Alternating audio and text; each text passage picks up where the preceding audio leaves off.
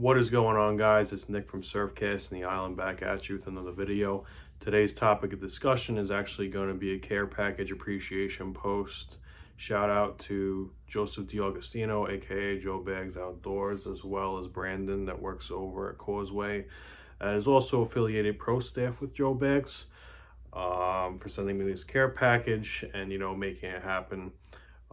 Brandon in particular has been sharing a fair amount of tides with me this fall, I should say. We kind of built a pretty solid relationship and a foundation of fishing together. Promoting JoeBaggs product as well. That JoeBaggs sand eel, man, that thing is lights out on the beach especially when the bite gets tough, and really those sand eels are the bait pattern those fish are feeding on the mid to late fall. So without further ado, here's the package.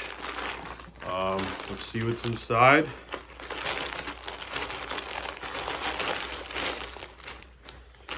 So it looks like we got 4 packages here, starting with the smallest to the large. Looks like we have 2 packages of the 1 ounce, which is the 5.5 inch.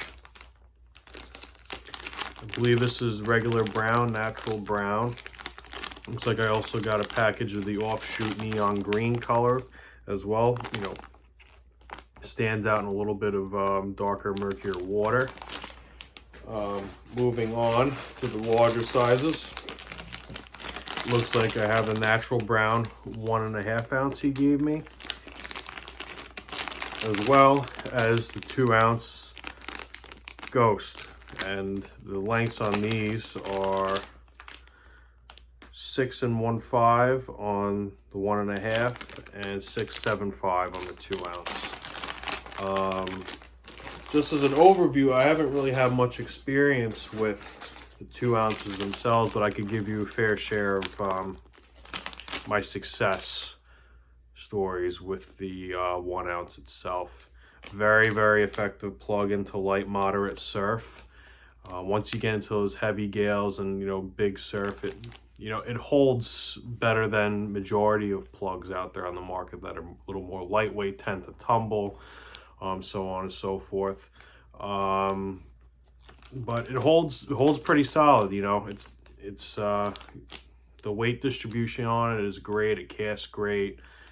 Casts very similar, and it works very similar in my opinion to a bucktail. Very low and slow on the bottom, with minor ticks and tacks every turn of the handle. Give it a little twitch, a little reaction, get those fish to react. Say my favorite feature about the JoeBaggs as opposed to any other soft plastics, whether that be Storm or Tsunami sand eels, is that the bottom, I'll open up one of these to show you guys if you're not aware. The way that the JoeBaggs sand eels, and I assume all the sizes are like this because I don't have much experience with the other ones, but to make it short, the way that they're weighted is the bottom side of it is flat sided, which means that when this sinks, it's slow sinking, and when it sinks and hits the bottom and rests on the bottom, it's not going to fold over. That flat side allows it to sit upright. Now, anyone that knows anything about sand eels and what they do and when the bass feed on them is they're always burrowed in the sand. And when it keeps them upright, you could bounce this off the bottom like a jig or a bucktail. And sometimes I've had some of my biggest fish by just low and slow and bouncing it off the bottom like that. Very great action with that paddle tail. It looks very, very natural, and it draws bites. There's no two ways about it. There's nights I've been out there where I can't get a touch for God knows how long, and I put one of these on, and it was within the second cast I had a fish on. And it goes to show you, if I wasn't throwing this, who knows how many fish I would have missed out of the 10, 11 fish I landed that night. Moving on, my opinion on the larger sizes, these are awesome. These are really big baits, and I'm sure they're going to cast well anticipating them. I haven't thrown the bigger ones, like I said, so now that I have them and I have access to them, I'm very much looking forward to seeing how these things play in the surf. These, you know, not only sand eels, I feel like these can imitate those large Peruvian spearing, even needlefish to an extent, with the long slender profile, maybe sardines, minnows, who knows. Any long slender bait this thing could really, I see, has potential to mimic. You know, something very favorable that the bass will eat. The only suggestion I would say to JoeBaggs, myself, is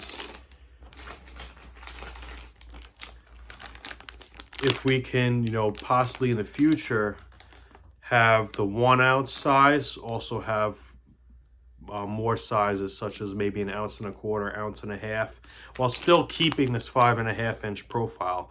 Because there's sometimes I find that fish will key in on certain sizes over others, as opposed to just having one length and one size per bait. So maybe even on the flip side, you know, having the 6.15 inch being a 1.5 ounce, maybe we can make that in a 1 ounce or a 2 ounce, say. So you know where I'm going with this? Maybe have a little bit of a size to weight ratio, have variations within the lengths themselves, as opposed to just having one weight per length. I feel like sometimes that can make a very big difference, and I think that'll be a very huge improvement to, you know, opening up more opportunities to where if I have a very specific condition and where these fish are feeding and what they're specifically feeding on, I could duplicate that no problem at all. That'd be my only suggestion. Other than that, this is a very great product, and I've landed many fish, and I've had very successful nights using this style lure. So that pretty much wraps up this video. If you guys have any questions or want to, you know, leave a like, comment, hit that subscribe button, you know, stay in tune for my next videos, and that's pretty much it. Thanks, guys.